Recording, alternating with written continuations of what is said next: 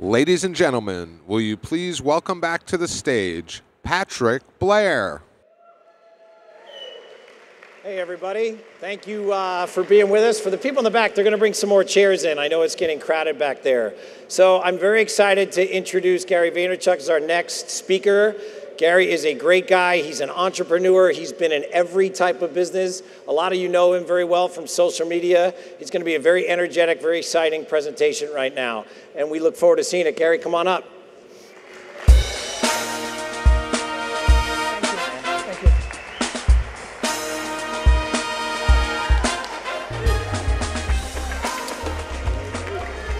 Whew, it is dark.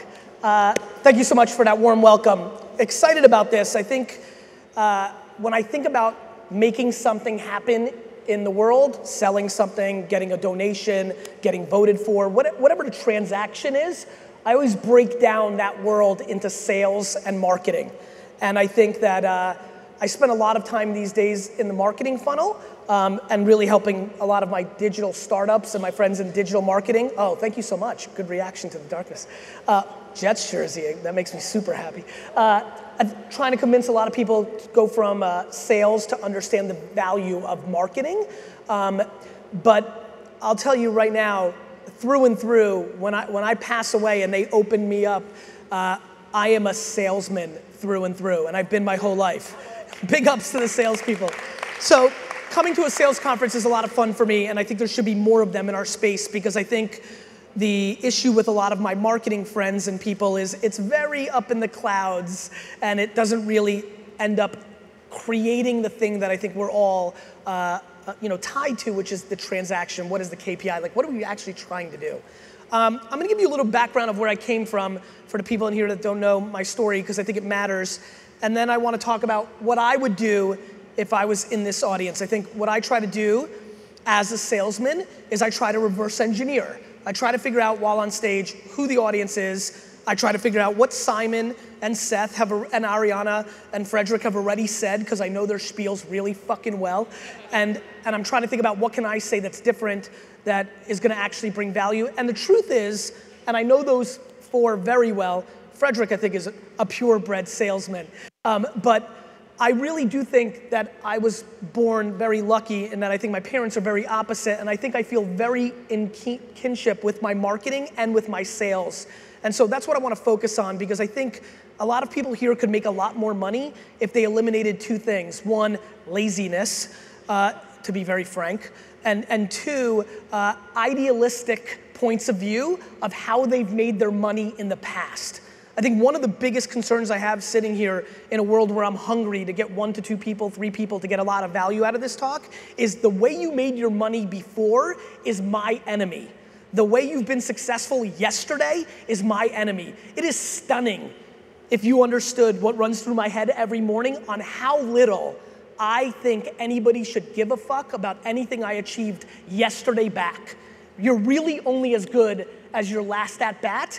And the thing that I'm most passionate about, and I think many of you guys and gals can agree with me on this, is the landscape of sales and all of communication in our society has had a fundamental shift over the last decade because of technology. And there's just a lot of people that are doing things that are not bringing them real value for their actions. My religion in sales is attention.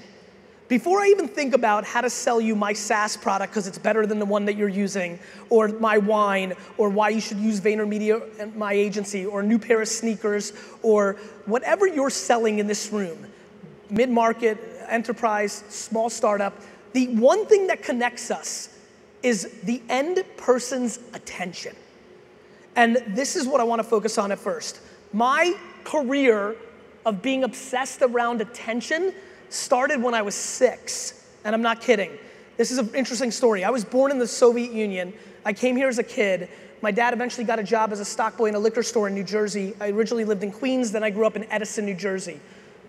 In Edison, when I was 6 and 7 years old, I tricked, manipulated, sold. I sold my friends on the idea of standing behind a lemonade stand all day. And so when I was 6 years old, I had a 6 lemonade stand franchise in Edison, New Jersey. How many of you remember Big Wheels, those little bikes? You guys remember? I used to ride my Big Wheels at the end of the day every summer and pick up my cash like I was little Tony Soprano or something.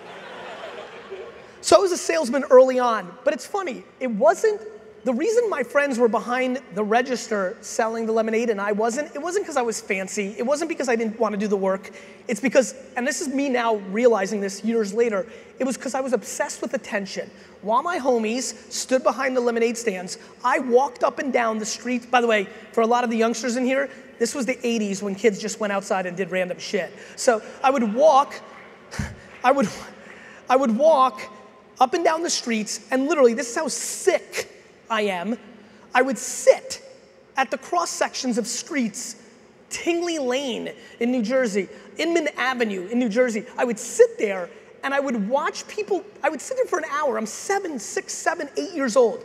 I would sit there for hours and I would watch cars drive by and I would try to see if I could see their faces and I could figure out which tree or pole to put the lemonade stand sign on, because that would be the better one, because they would see it and buy lemonade.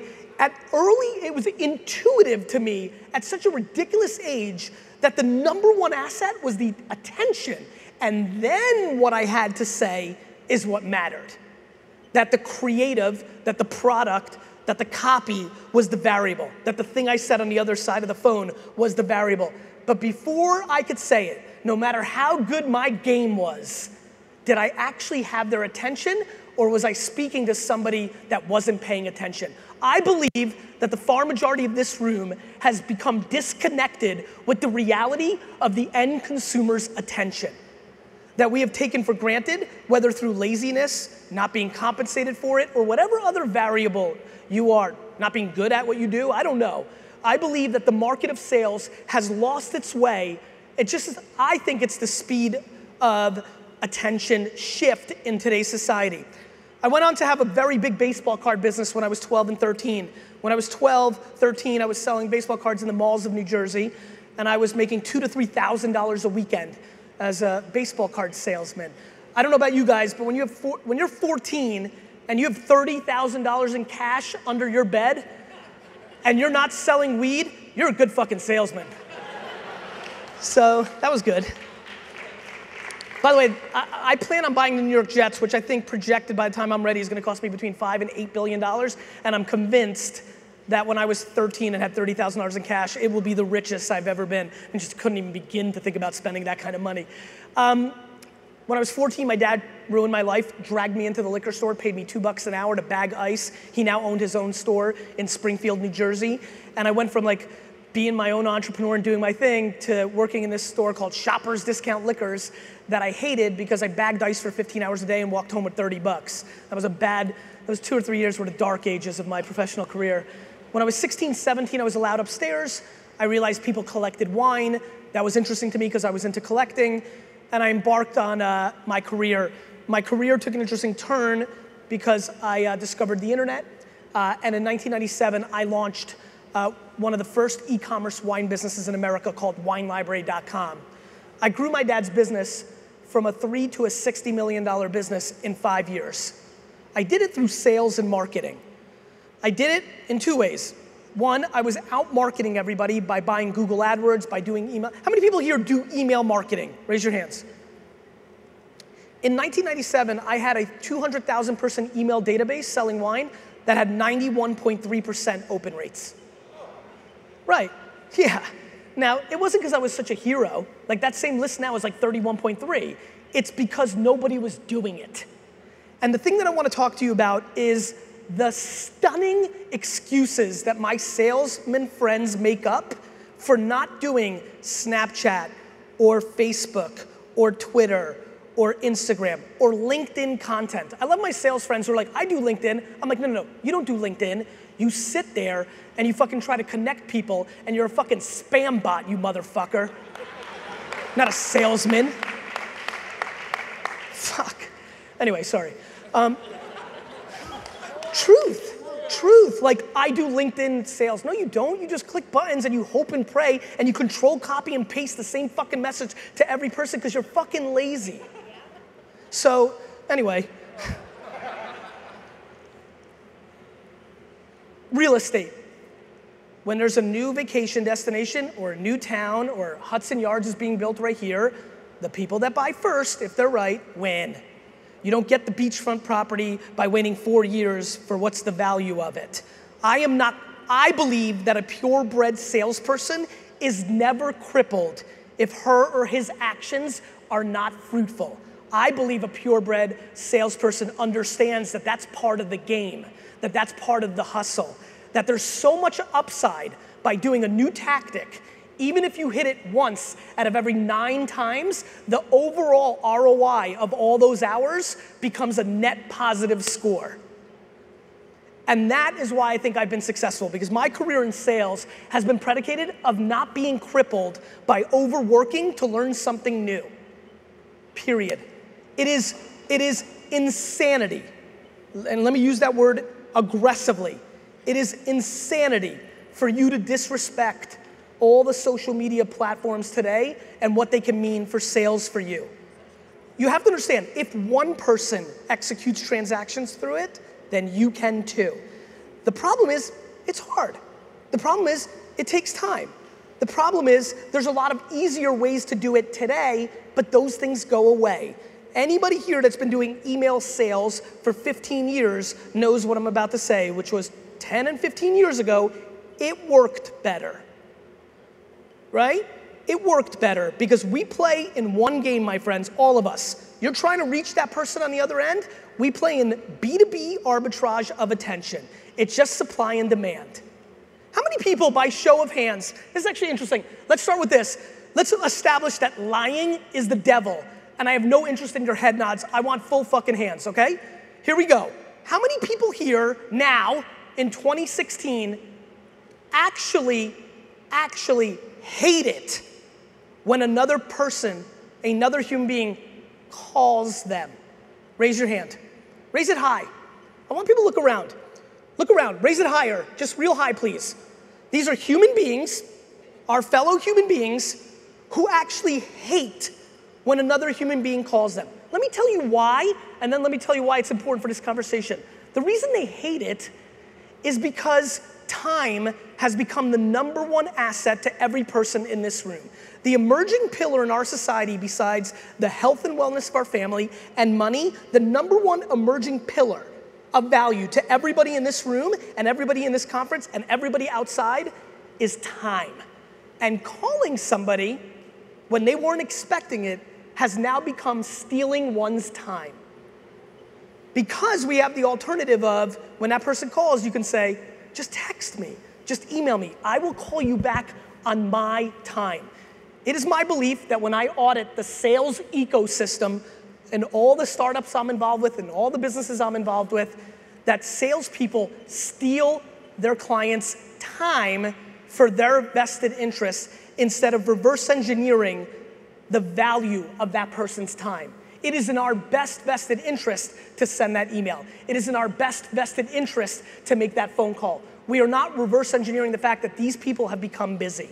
Now, another thing that's extremely fascinating for me being in this room is I grew up in B2C my whole life, right? Only 7 years ago when I started VaynerMedia did I go into the B2B world. Just for the people that don't know here, I have a 650 person social digital agency that I've grown in the last 4 years from a $3 to a $100 million business in sales, not fucking valuation.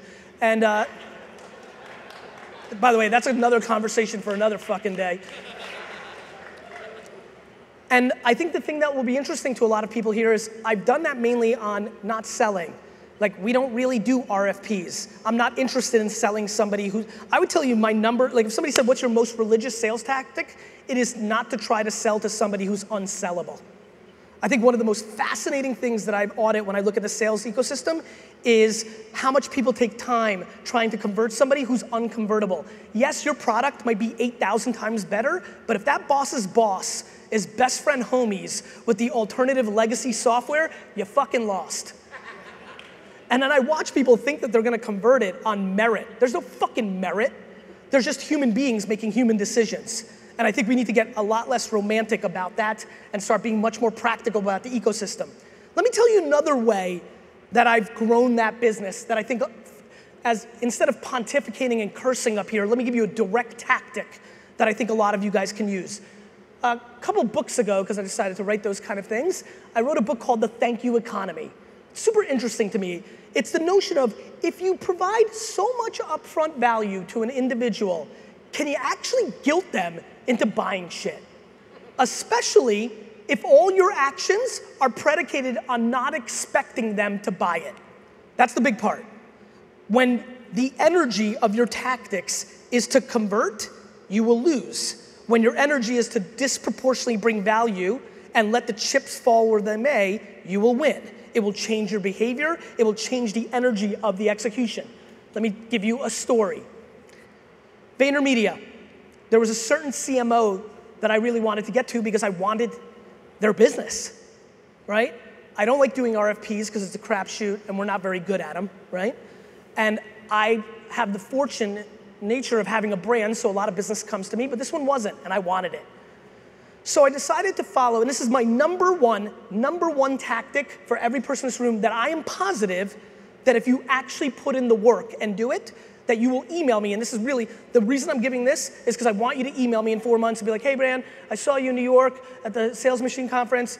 I thought you were a little bit ridiculous, but I did this thing, and it actually worked. Cool, thanks. That's it. That's what I want. And here's the tactic. How many people here are in B2B sales? Raise your hand. Awesome. Coming from B2C and now being in B2B and being part of companies like Buddy Media and Percolate and Wildfire that we've had successful exits in and watching the landscape of sales in that environment, I've done very well with my B2B investments. I am stunned how much easier it is to be a B2B salesman than a B2C salesman. You literally know the name of the fucking person you're selling to. This is a big deal. This is a big deal because by knowing the name in 2016, you have the opportunity to use big data in your advantage on a micro level to create the world that you want. Let me explain. I found the CMO that I wanted on Twitter. Some of the people that you're trying to get to won't be on Twitter. They may be on LinkedIn, they may be on Facebook, they may be on Instagram. But the fun part is 60 to 70% of your prospects are on one of these platforms and putting out data publicly on what they like and what they're into. I followed this individual and I noticed that he was a humongous St. Louis Cardinals baseball fan. This is when my plan went into action. I started watching everything he was tweeting about.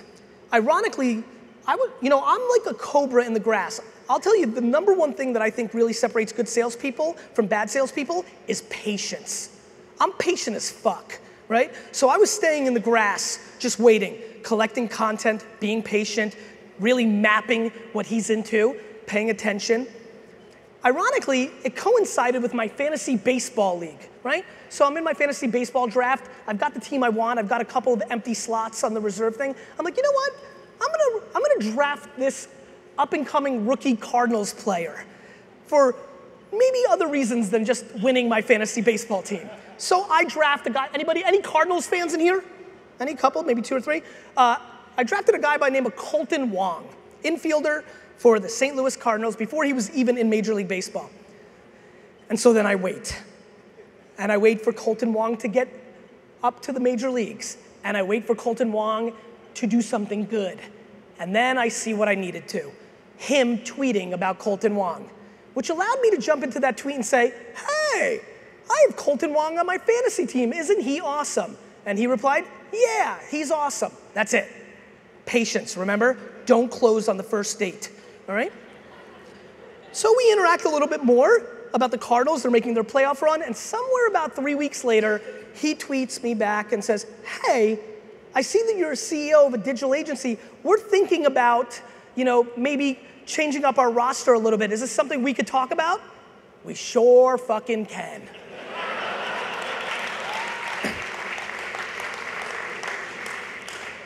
I want to give you real data here. Less than an hour of work, being patient, spread off of probably about 4 months, I was able to convert that strategy into a $3.6 million paying client, right? Sales, but sales not that look like, here's a blank email that I'm gonna blast. Everybody is obsessed with scalability. Everybody is obsessed with scalability. And all the action in sales is scaling the unscalable. I believe that sales, even in today's environment, is still a very face-to-face game, right? I think a lot of us agree with that. I think the biggest disconnect from the people that just heard that in this room, that have done that their whole lives, that were like, yeah, hell yeah, is that they don't realize that technology is now the scalable gateway drug to the human interactions. I'm going to Cleveland right now after this. There's a basketball game I want to see. And I'm going to sell on that plane on the way there because I'm using technology, Twitter, Facebook, LinkedIn, and these platforms as a gateway drug to create an interpersonal relationship. There are people I know very well that I've spent very little time with in real life, but I do that through those channels, and then when we see each other, there's a total different feeling I have for these three individuals. These are people I could never even have a relationship with without this technology. These are people that I haven't met more than once, but I feel enormous kinship towards them and the dude with the Jets jersey because I've put in the sales work. Why do you go golfing with a client? Why do you eat a fucking steak with a client? Why do you go to networking events? You do it to create context at scale. You do it to create context. The absolute closer and the enabler and the jabbing and the flirter and that essence of energy is context, right? If you know that girl's, boyfriend, if you know their interest in the Cardinals, you have a leg up on the competition. It's why you spend time with your clients and the decision makers and the influencers of the decision makers, because you are building context. What technology today does, and these 5 or 6 platforms that are the current state of social media do, all at the fingertip of your phone when you're going to take a piss or flying to Cleveland or whenever you want, ultimately scalable. You can do it at any time, 6 p.m., 1 a.m., whenever you want, however you roll. You get up early, you get up late. You can hustle in these platforms and create context. And the fact of the matter is, almost nobody does it. Nobody does it because they lack patience. Do you know how many of you in this room have a point of view on what Facebook or LinkedIn or Twitter can do for your business and you've never used the fucking product? It's real. Thanks for that one clap. I liked it. And so we live in 2016 in a world where the majority of you, when you live like a normal human being and don't put on your sales outfit for the day, would never convert on the actions that you take as a salesperson during the workday. The amount of you that delete every fucking email that you get, that is a bulk email, the amount of you that will never answer that phone, the amount of you that would never, who here is super fired up to go home and go through their direct mail carefully? And so I'm fascinated by the disconnect of who you are as a human being and how you act when it's in your vested financial interest for another human being to act the way you want because it's more convenient for you. That is the arbitrage. And that will always be the arbitrage, forever. So many of you have done business because of word of mouth, right? How many people here have landed more business because of word of mouth from a prior transaction? Raise your hands. If you didn't raise your hand, you just don't fucking understand, or you're lazy, and that's fucking interesting too. When I think about social media, all I think about it as the plumbing of word of mouth in our society. I'm fascinated by how much business I do with somebody after I actually sell them and what I do with them to create that word of mouth versus what I did to get them in the first place. The enormous amount of energy that we all deploy as salespeople to get the business versus what we do with that business, even if it's handed off to an account person. If you were that point of reference, your ability to stay in that ecosystem and bring value is incredible. And again, I implore you to understand the value of public data. Let me give you a B2C scenario, but you can deploy this in your own world. Wine library. Before Thank You Economy, I wanted an example for my keynotes about how I was doing the thank you economy. So I was very passionate about having somebody buy something on Wine Library that was inexpensive and then overwhelming them with a gift based on their big data. I love sports, so no question, this is another sports story. Guy buys a case of Pinot Grigio for $111. We made 17 bucks in profit on the case. We had to find people with unusual names because we had to find them on Twitter, and this was still 2011. So finally we found one. They were having a tough time finding people on Twitter that were buying wine for the first time. I wanted a first-time customer. Guy buys a case of Pinot Grigio in Chicago. We made 11 bucks. They find him. He has an unusual name like Vaynerchuk. You know, we find him. It's definitely him. And we look and we find his Twitter. His whole Twitter stream is about Jay Cutler, the quarterback of the Chicago Bears. Just tons of Jay Cutler, I love you. Jay Cutler, this, da, da, da. Great. I tell the thank you department, which is something we have at Wine Library, which is not customer service, it's offense. Customer service is defense. The thank you department kicks in, and we go and buy him a $350 jersey signed by Jay Cutler, and we send it to him. ROI negative on that transaction, I think we can all agree. And so now I'm pumped. We finally found somebody, we sent it. My keynotes are coming up. I'm gonna have a great case study. He's gonna buy a lot of wine. He's gonna do something. It's gonna be unbelievable. I can't wait to tell all of you. 3 weeks go by. Motherfucker didn't get back to us. So I'm like, what the fuck? Ungrateful asshole. So nothing. I'm like calling 4 times today. I'm like, you sure? Like, I know it's in spam. Like, get the IT department. I'm like, this is impossible. Nothing. I'm boarding a plane to Orlando. I get a phone call. Gary. I'm like, yeah. They're like, we got something. I'm like, finally. I'm like, what did he do? Better. I go, okay, better. They're like, listen to this. I'm like, okay. We just got an order from Plano, Texas. I'm like, okay. For $6,000 worth of red Burgundy. I'm like, great.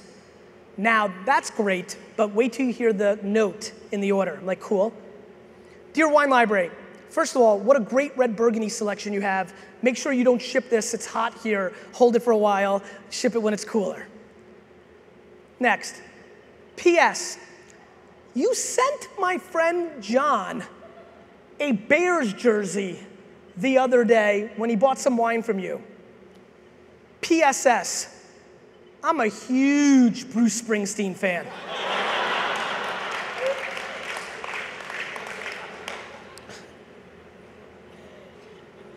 For very little money and for a solid amount of effort, you could go home from this conference and go through your entire Rolodex of everybody that you sold something to in the last year, go on social media, look at their data, and do something that shows effort.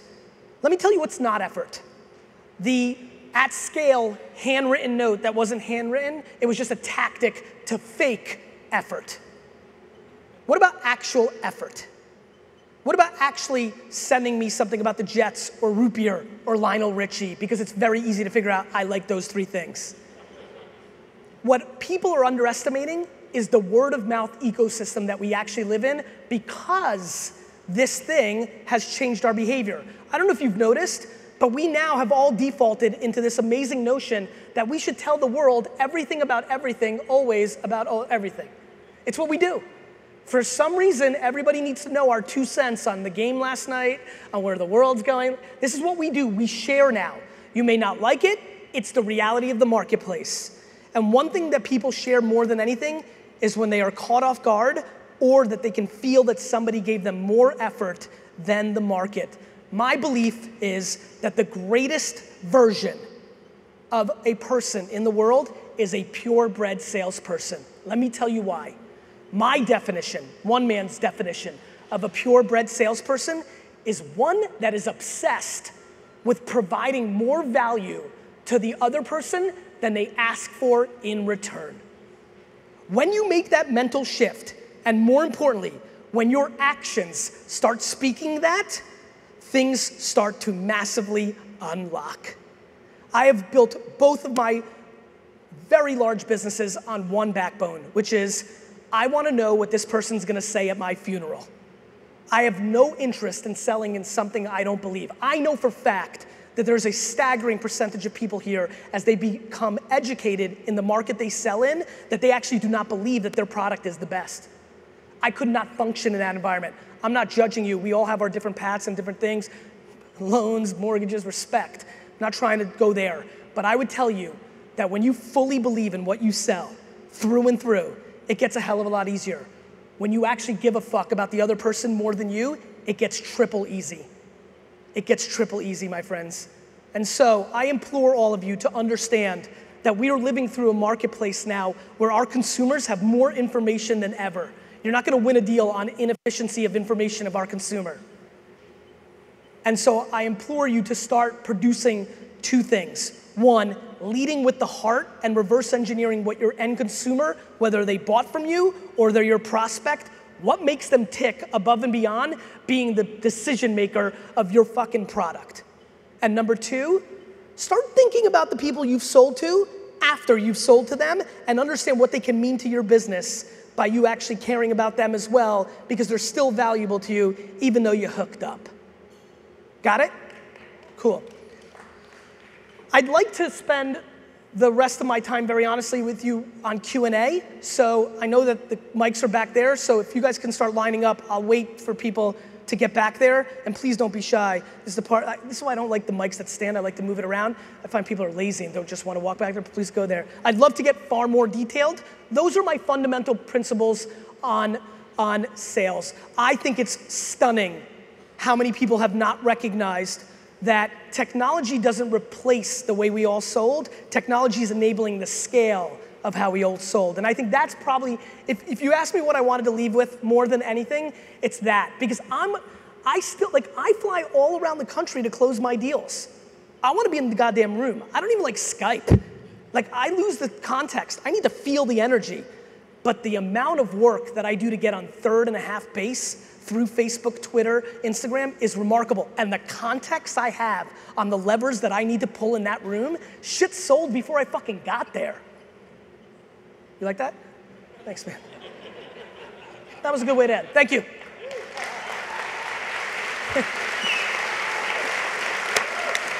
All right, the good part. What's your name, my man? My name's Sean. Can you hear me? Clearly. Well, you inspired me to leave my corporate job to create my own business because according to you, I'm 25. I'd be fucking stupid to stay at my corporate job. I believe that. So I followed what you said. But do you have the chops to pull it off?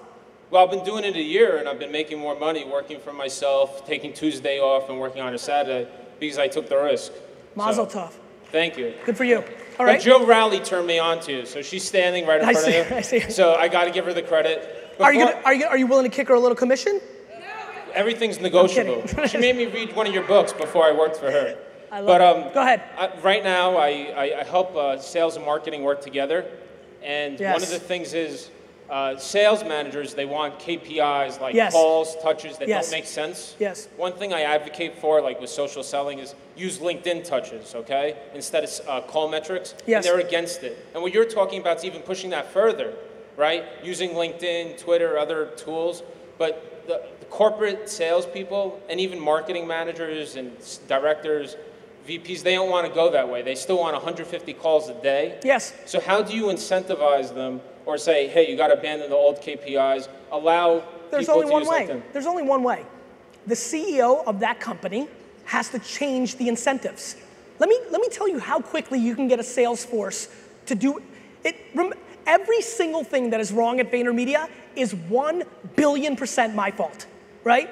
It's run from the top. You can get a sales force to get involved in social tomorrow. Make the KPIs around that.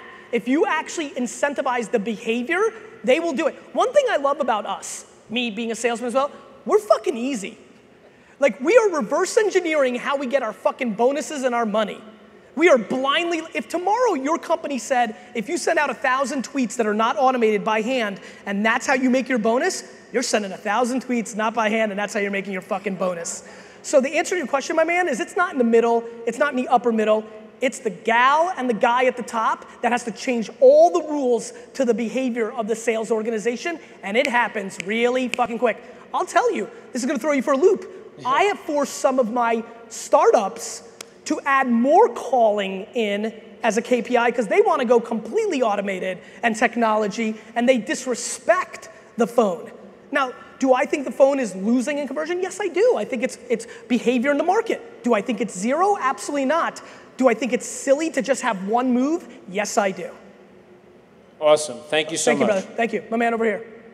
Hi, Gary. How are you, man? Great, man. Big fan of your Snapchat channel. Thank you, brother. I watch all the time. Thank you, man. So I'm from Gainesville, Florida, big tech scene there. Yep. John Spence, speaker, he's from there too. Yep. He'll attest to it. I like using business as a force for good. Good. So that's like what I've been doing my entire life. So here's a thing that we're doing now. We do microfinance loans for needy entrepreneurs in East Africa through cultural tourism, and we do it at 0% interest. I love it. So that's taken off. It's number 1, 2 in TripAdvisor.com. We're on the Lonely Planet guidebook now. Yep. So we're getting all the tourists. But the other thing we do is we have a site called SaganNet.org. Okay. We do e-mentoring for K through 12 students to get them interested in STEM fields. Yes. By partnering students, teachers, classrooms, and families with NASA scientists, early career scientists. That's great. Virtually around the world. Okay. And that's taken off, and that's a partnership with the Carl Sagan Foundation, NASA Astrobiology Institute. So here's my new business idea, and I want your blessing or your criticism on it. So I just acquired my dream house. You did? Right before coming here. I was in Montreal, I flew down to Gainesville, Florida, signed a piece of paper, and flew right back up here to see you, actually. Thank you. Thanks to John. Congratulations. Actually. Thank you.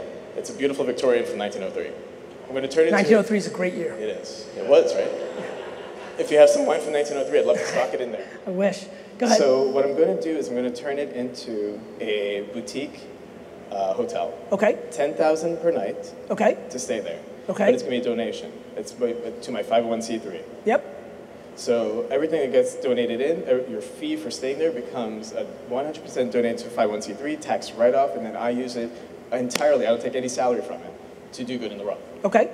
And on top of that, I have buddies that have car rental companies for exotic cars. I got guys, other friends that have jet leasing companies. Yep. So what we're going to do is a bespoke sort of system where we're going to have the $1 billion package. Okay. Where you can, for $1 billion, watch for this on Indiegogo, for $1 billion, you can buy a room in the house and you can give it to your kin.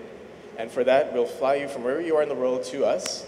And then we'll show you what we're doing with your money. Yep. And then we'll take you anywhere in the world you want to go to see it in action. And then we'll bring you also back to Gainesville, and we'll put you in touch with thought leaders, scientists, anything to make this happen in the world, and make that happen. And again, it's a $1 billion donation to 501c3. Anybody who doesn't think that's cool is being silly. Right on. I love it. Sweet.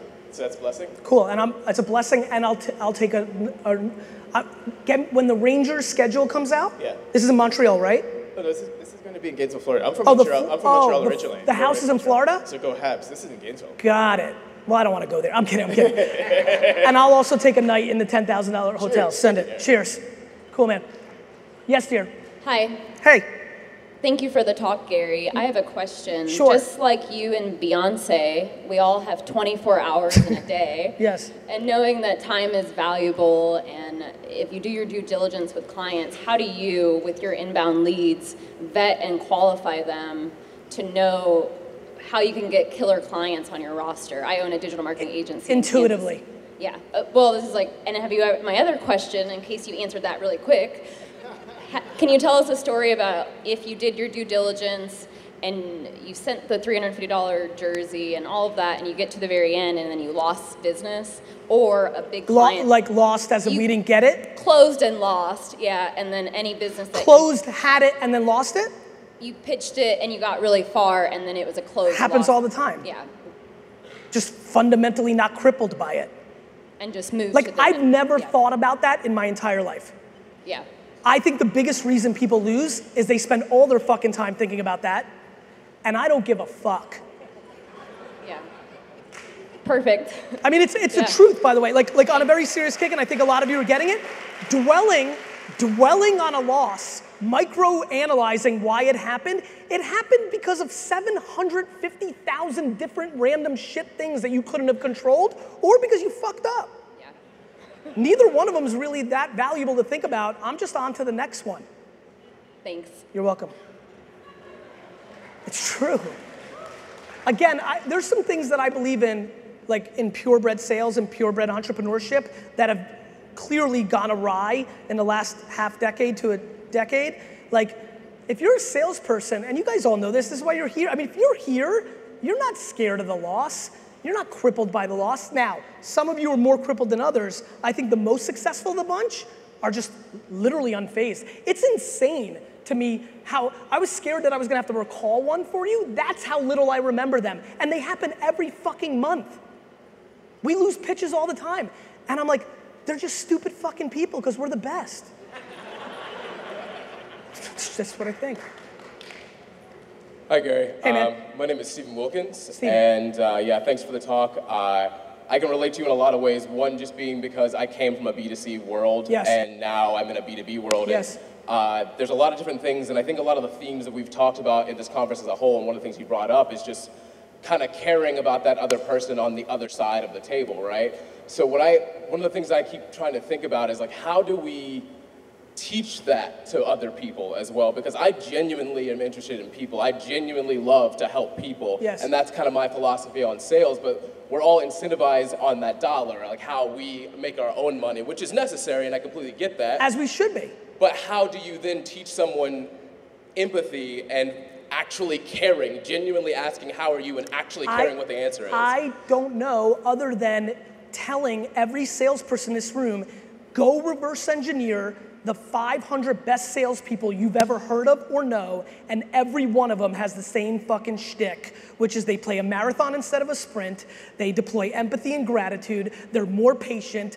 I don't know how to teach those things when it's so in everybody's face. It is so in everybody's face, it's just hard. It's hard to be patient because you want a new fucking watch. Like it's just real. Like, I don't know, and very honest with you, I do it, I put out content at scale, but I really don't give a fuck if any of you take it and go use it. Like, I really don't. Like, I can't come to your house and make you do it. Like, and by the way, it's called meritocracy and capitalism.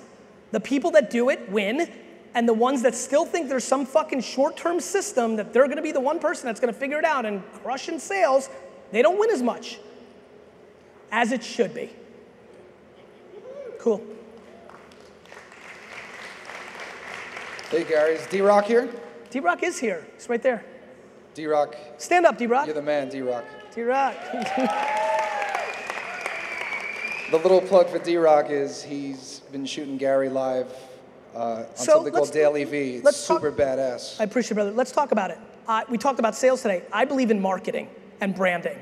I put out a daily vlog 2-3 times a week that follows me around. It shows the stories of being an entrepreneur. People watch it, they like it, and then they want to do business with me. It's not super complicated. Like, so if you put out content, you know, it's one thing to do surprise and delight, the Jets jersey, things of that nature. What about if you actually put out videos or audios or written articles about your stories and how you were a good salesperson or your best things, or it's, how do you bring value? I bring value to people in my ecosystem. I want zero in return because I know the network effect creates the return. So I run a DJ entertainment agency. We do events all over the city. Yes. And also digital marketing consulting. Yes. You inspire me to actually film kind of a day in the life. I just shot it on Sunday. Love it. And I like to think I live a very interesting life worth sharing. I think, just so you know, I think reality TV and voyeurism and human behavior proves we all do. Like everybody, the whole 15 minutes of fame thing is now that everybody's famous to 15 people. The market's gonna decide how interesting you are. You're gonna either be interesting to 1 million people or 74, but it's clearly got an opportunity. It sounds like you answered it before I even asked the question. That's what I like to do. But, you know, pretty much. Time's invaluable. What advice would you give to somebody that really hasn't created a lot of video content, has some following online? Just live it. Just live it. Like, nobody wants anything that's manipulated, right? Like, just do you. Like, you may think it's interesting, I may not. It doesn't matter. The easiest thing to do is to be yourself. It's also the hardest thing to do, right? And so I would tell you, as somebody who loses, you know how I've lost business? I cursed in a board meeting, and somebody was very conservative and said, let's not give business to that fuckface, right? So like, but that's okay, because I win net. And I will tell you that it's really, the one thing I can't do is not be myself. It's been the thing that has absolutely separated me from the pack. Awesome. Yeah. Thank you. You got it. I'm gonna sneak one more in. Let's do it. Last question, I'm so sorry. They're like buzzing me here. Go ahead, darling. But you can hit me up on Twitter. I promise I'll answer it. Hi, Gary. I work for a nonprofit, and I know you've done a lot of work with nonprofits as well. Yes. What we rely tremendously on volunteers, yes. and we're trying to monetize that volunteering. We're showing companies there's a value to that, and translate that to charitable contributions. How do we honor do you have any ideas of how we can honor that contribution of volunteering, but also, surprise and delight those potential, customers, essentially these corporations that have these charitable contributions to give in a way that makes sense for a nonprofit? I want to make sure I'm following this right. Give me a little bit more context, like go a little more detail. What do you guys do? Sure. So we sell opportunities for employee engagement. So team building, yes. And so volunteering. But a lot of companies, they say, well, we're already giving their time. Why do you want to also have a charitable contribution? Whereas the reality is there's a cost to running these events, and there's also a value to these companies. And I see. And what those employees are doing is actually something charitable? Yes. So right, so you're not taking them to softball games. That group is team building around doing something charitable. Exactly. And so the organization thinks you're almost double dipping. Yes. Yes. Challenging for sure. So I think, as I think about that, what I reverse engineer, I think one of the things you need to think a whole lot about is the ROI of a cohesive unit and retention. Something I'm very passionate about is emotional intelligence versus IQ, right? I think one thing to really, businesses are funny. They like money. So the first place I would go is to run a report or analyze what actually happens to the retention of their employees if they actually do this. If you told me as CEO of VaynerMedia that if on top of giving you my people during their work hours to build a home, that I have to give you $10,000, but you're gonna save me $27,000 because 2.7 of my employees are gonna stay for a year longer, and I'm not gonna have to spend money on recruiting and replacement costs, because when that's the ethos, go there. The biggest problem is people the reason I've been successful on the boards in NGO and of my work is because I've brought business DNA to the nonprofit sector. Like, let's eliminate the romance. Don't tell me the fluff. Tell me that I'm gonna save $17,000 a year by giving you $25,000, and I'll write you $50,000. Got it? Thank you so much. You're welcome. Thank you, guys. I'm sorry, bro. I'm sorry. Thank you. Keenan. Bye, guys.